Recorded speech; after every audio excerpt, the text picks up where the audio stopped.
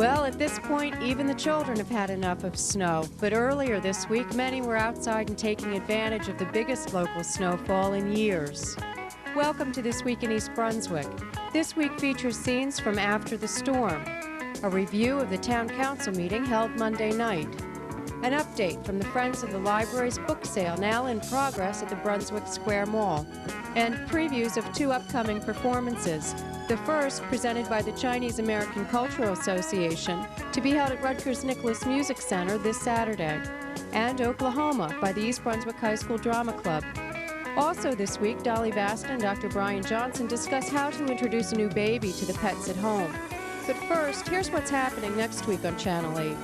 Monday morning at 10 o'clock, work on firming your arms and legs with Lenore Kulick on Look Great, Feel Great. At 10:30, Youth Services Librarian Kristen Lott shares stories about farms with local preschoolers on Stories from the Library. On EB18, Tuesday night at 7, Joan Farrell interviews Michael Hauser, manager of the Brunswick Square Mall, and winners of the EB18 Award for Business Properties. Ryan Williams, Director of Sports Programming at WRSU, is featured on Sports Talk this month. That's Tuesday night at 7:30. And at 8 o'clock, immigration law is the focus of Legally Speaking. Wednesday night, Dolly Vasta visits the Showboat in Atlantic City for a performance by the Roman statues, Doreen, Salva, and Carlo Sali. That's at 7:30. At 8 o'clock, The Arts features a portrait of Jacob Landau, an internationally recognized printmaker and educator. For timely information about local happenings, look for a new edition of This Week in East Brunswick at 7 and 8 Thursday night. And at 7:30, hear about the services provided by the Mature Adult Recovery Center, a division of the Center of Alcohol Studies at Rutgers, on aging aspects. Check the community bulletin board for reruns and for local information. At Monday night's Township Council agenda meeting, several residents came to listen to the council's comments on a proposed ordinance that would regulate fast food restaurants with drive-through windows in East Brunswick. Currently, only one fast food restaurant in town has a drive-through window. McDonald's on Route 18 South was given permission to install the window after it took the township to court and won. Township officials then decided to draft an ordinance with the cooperation of the Planning Board to regulate future drive-through windows. Councilman Tom Clark requested that an 11 p.m. closing time be added to the ordinance, and Township Attorney Bert Bush suggested an amendment that would comply with an existing township noise ordinance. I feel that the only way that you can regulate hours is by having evidence. And he says this officer conducted a noise meter test on vehicles idling in police parking lot at 7:15 a.m. on March 10th. We have an ordinance that sets standards on noise limitations, and between 10 at night and 7 a.m. it cannot exceed 50 decibels in an area which the receiving area is a residential zone. Council President, when we spoke today, we wondered whether there'd be enough evidence from idling vehicles to actually have a set time by which the fast food drive-through window could be regulated, or whether we should instead impose upon the applicant, because remember, we're talking about prospective, because everyone else would be grandfathered, prospective fast food restaurants.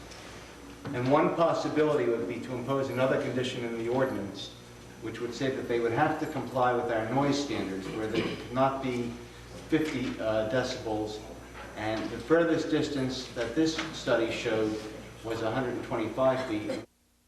With these restrictions that you're suggesting we added to the ordinance, will we still be permitted? I think the question is of incorporating into the ordinance a 11 p.m. deadline. If there's other mitigating factors involved, which could also include traffic drawn to the site because of the operation, noise from certain sources, it could be as far as street traffic, walkers. There could be a lot of mitigating factors. Litter that's generated, noise from cars, radios, besides the motor vehicles and so on. So I think the question is, I think that this is a step in the right direction, but there are still other factors which I think will have to be taken into consideration, and this is just one of the reasons why I believe that the deadline should be imposed. The council is expected to vote on the ordinance in about 3 weeks. In other council news, in a special action meeting held Monday night, the council voted to pass a resolution that will refinance water utility bonds and save the township over $250,000 over the life of the bonds. The township is currently paying 7% interest on $4.6 million in bonds for the utility, and with refinancing, the township expects to get an average interest rate of 4.8%. Also at Monday's meeting, the mayor and council discussed the possibility of changing some East Brunswick mailing addresses from Milltown to East Brunswick. About 100 residents who live in the Riva Avenue section of town, which borders Milltown and North Brunswick, have Milltown mailing addresses even though they live in East Brunswick. About 40 of those residents have signed a petition requesting the mayor and council to ask the post office to make the change. Mayor Oskowski stated that the new postal facility on Cranberry Road should be able to handle the additional mail. The council was concerned that not all residents affected would want the address change. If enough residents agree, the council will send a resolution to the U.S. Post Office. Another resolution discussed at Monday's meeting would authorize the demolition of the Hostways Motel and Motel Office on Route 18. The township expects to receive bids for the demolition on Monday and will award a contract at a future meeting. If all goes as planned, the buildings will be knocked down on April 6th. The demolition will take place to make way for a new southbound jug handle at Edgeboro Road. The plan was devised to ease congestion at the intersection and is scheduled to be completed by this fall. Also, Mayor Ira Oskowski commented on the township's response to last weekend's record-breaking blizzard. East Brunswick employees really went beyond the call of duty. In some cases, in fact in most cases, we have public works employees and also parks employees that have been out on the streets over 35 to 40 hours in a row. They have been really out there trying to get everything accomplished. I think that I can't call anything perfect, but they have done, under the circumstances, a fantastic job, and I really want to compliment them. I realize some residents still have some concerns out there. We're trying to get out there and clean up those concerns, but in general, by Sunday evening, the entire town was passable, and I have to compliment the hard work of those employees. As you know, and I think most of the councilmen either contacted me or contacted Public Works or Public Safety. Also, Councilman Zarnowski, Council President Zarnowski, and Councilman Vince LeBlanc were in a car with me yesterday, driving through the entire town, making sure that most of the people's complaints were resolved, and they did a fantastic job. I just want to talk about some of the statistics behind the storm.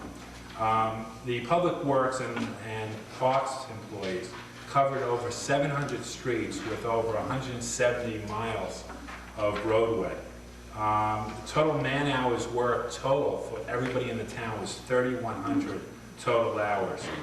We used 25 township trucks, which is the maximum, and contractors used an additional 14 pieces of equipment. Total number of people assigned to the storm were 50 township employees and 14 contractors. We used over 300 tons of sand and 250 tons of salt, which by far is one of the biggest numbers we have ever seen. And I'll tell you something, probably in the last 20 years we have not come close to that usage. The total cost to the township for this right now is $77,000 plus dollars. We hope to get part of that back through some other funding. However, the initial cost is $77,000. And a follow-up, there are still some concerns out there. There are obviously still some ice on the road, which we are trying to get melted through salt and sand. And we're asking the residents to try to clean up their sidewalks and their driveways immediately based on township ordinance, so we can allow school children to start walking to school if needed. We also ask them to clear fire hydrants wherever possible, or at least to mark fire hydrants so the fire districts could find it in case of emergency. Again, I want to thank everybody. I want to thank all the councilmen and all the staff workers and all the department heads that got involved in this. But most of all, I want to thank, again, the workers from Public Works and Parks, and also the hard work of the public safety and really keeping everything in order on Saturday and Sunday. Thanks to all of you. I really appreciate it, and I think the residents of East Brunswick appreciate it. Thank you. While the blizzard of 1993 is merely a memory by now, and the residents of East Brunswick spend most of their weekend shoveling out driveways and pushing cars, the children of East Brunswick capitalized on a day off from school on Monday to come to the East Brunswick High School sledding hill to go sled riding. I'm Scott White, and today we're going to speak with some of the residents of East Brunswick about sleigh riding at the high school. How long have you been sleigh riding for? Almost an hour now. And how would you consider the sleigh riding here? Good. Good. Yeah. It's pretty icy today, and not getting good traction, but other than that, it's pretty good. Bumpy. It's fun, but it's annoying because it's you keep on hitting your head as you go down, and it hurts a lot. It's fun, but really slippery. You sore. Makes you sore all over.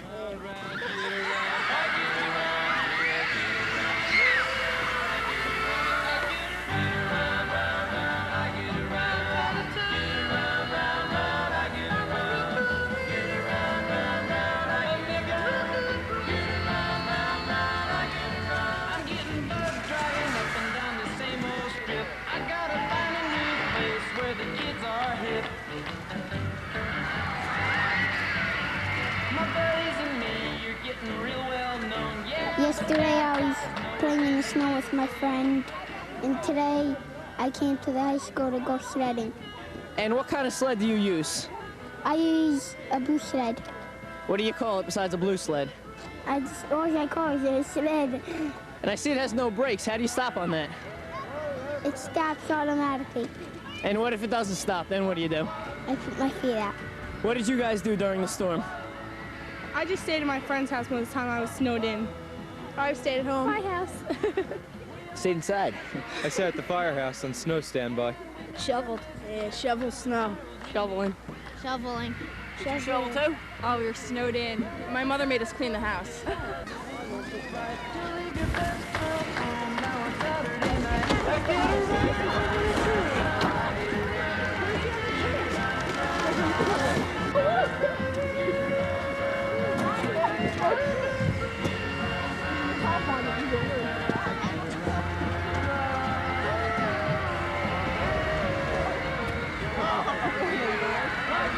What will you remember most about the storm of '93? Sleigh riding. No school.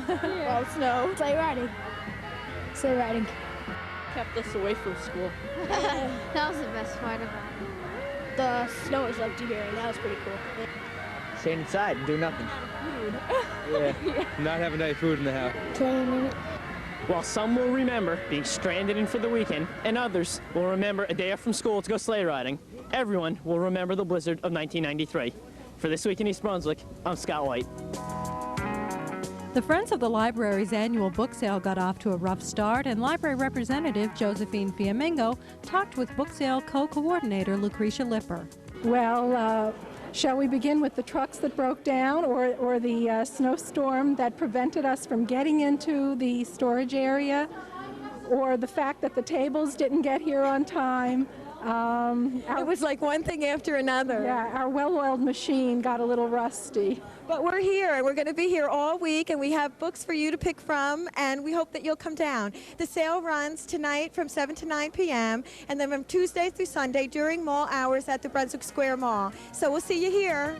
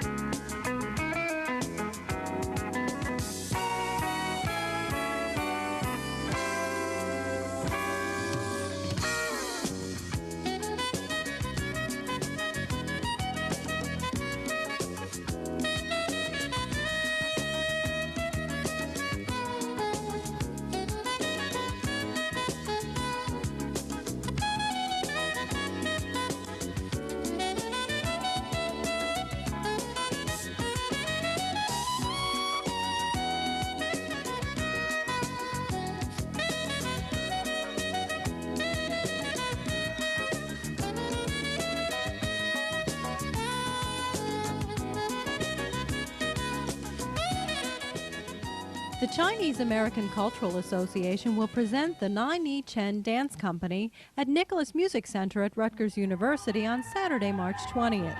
This is the third year that the CACA is presenting a performing arts event in New Jersey with partial funding from the New Jersey State Council on the Arts through the Middlesex County Cultural and Heritage Commission.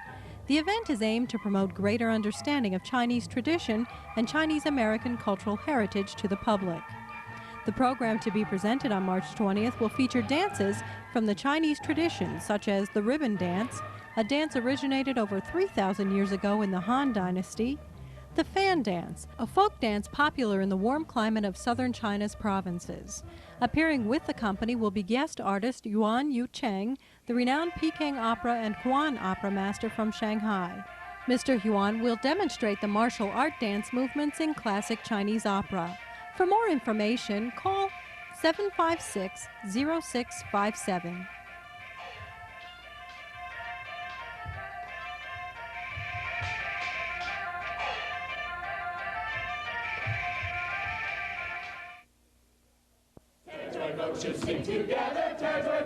The High School Drama Club has been busy rehearsing for their upcoming production of Oklahoma on March 25th and 26th.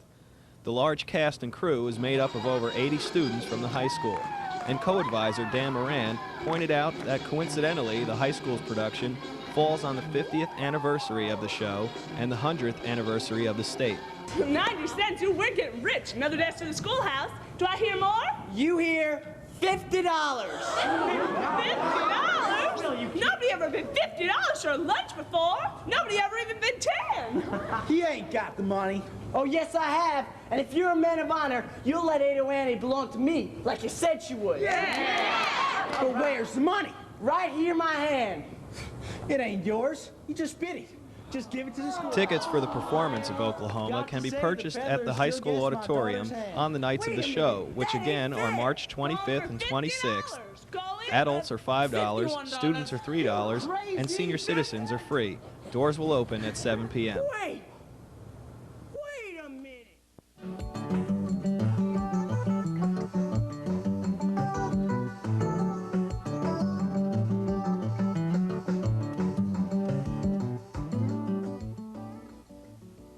Hi, welcome back once again to Your Pet Doctor. I'm Dolly Vasta, and my co-host is... I'm Dr. Brian Johnson from the Cranberry Veterinary Hospital in East Brunswick. Yes, and we've been having a very spirited discussion going on here before we started to roll with the cameras. But we're going to discuss today new baby, old dog. Or can an old dog learn new tricks? Yes, they can, and Yes, that's they the can. whole idea of it. Yeah, this is a big problem, as with any new child coming into the family. Whether the older dog is a dog or a child, you have to give it very much the same attention. When this new child comes along, the pregnant mother doesn't have enough time for the existing dog. It gets its nose put out of joint, and it will start doing many terrible things. Like what? It will usually start either chewing on the furniture, urinating, or defecating throughout the house. So what does one do about it then? If you're expecting a baby and you have a dog already, what should you do? By anticipating the problem, you can eliminate it, or you actually can prevent it from happening. The best thing you can do is figure out why the dog would do this, and it's from lack of attention. So give the dog more attention. When the baby is determined to come, then start to give the dog more attention very gradually. The best thing in the world is to walk them on a leash 2 or 3 times a day for 3 to 5 minutes. When you're in the house, play with them. When the baby does come, of course the baby is going to be getting all kinds of fuss. Everybody's going to come see it. But bring the dog, and cats too. Cats have less of a problem with this, but they still do the same thing. So the same thing is true. Give the animal an inordinate amount of attention, and it only takes about 3 weeks to establish and break the old problem. So for the first 3 weeks, if you will pick it up, now some of the mothers and pediatricians have a fit when I say this, but if you can bring the dog to the child and then pat the dog and let him see that it's not a replacement, but it's his. And by doing so, you can prevent all kinds of psychological problems in that dog. I believe that, because when our Jess was born, my granddaughter, we laid her on the floor, And we let kids just go up and sniff her all out. Best thing in the world. And that was it. That was it. Once they establish and they accept it as theirs, as part of the family, then you'll have no problem. But it's the dog that becomes excluded from the activities that gets his nose put out of joint. So what's going to happen, he's going to start to do things, and what's the first thing you do when the dog has an accident in the house? You yell him. And he says, oh boy, oh boy, oh boy, I got attention. Yes. And it's a negative reinforcement. Right, and he keeps on doing it right. because it's the only way that he can get the attention that he demands. So if you will, number one, start giving him a regular attention span when the baby is determined to be coming, and then set up a regular program for only 3 to 4 weeks, you can usually eliminate a major problem. And from that time on, that baby belongs to that dog. That is correct, and you'll never have a problem again. That's right. And with that thought, we'll see you all next week. Take care. And have a good day.